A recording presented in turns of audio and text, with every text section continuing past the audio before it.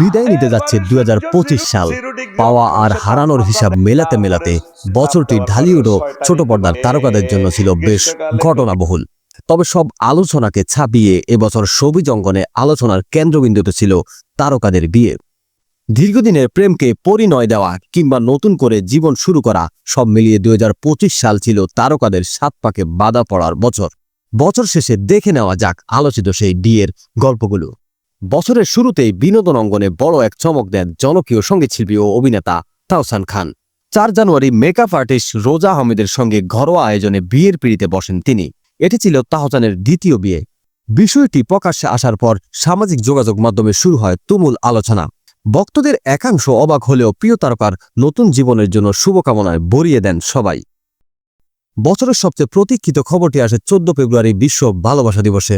দীর্ঘ ১৭ বছরের গুঞ্জনের পর লুকোচুরির অবসান ঘটিয়ে নির্মাতা আদনান আল রাজীবের সঙ্গে বিবাহ বন্ধনে আবদ্ধ হন দর্শকপ্রিয় অভিনেত্রী মেহজামিন চৌধুরী। যদিও বিয়ের খবরটি তারা ১০ দিন পর অর্থাৎ ২৪ ফেব্রুয়ারি প্রকাশ্যে আনেন।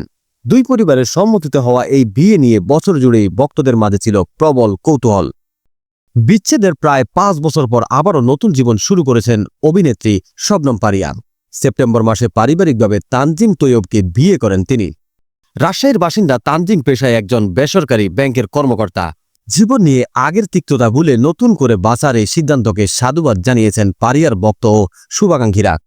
এপ্রিল মাসে বিয়ের পিঁড়িতে বসেন ছোট পর্দার প্রিয় মুখ শামীম হাসান সরকার। কনে আফসানা প্রীতি ফরিদপুরের মেয়ে।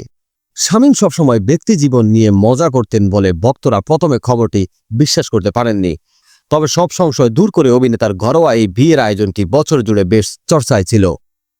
অভিনেতা জামিল হোসেন ঘর বেঁধেছেন তার দীর্ঘ জীবনের সহকর্মী ও অভিনেত্রী মুনমুন আহমেদের সঙ্গে।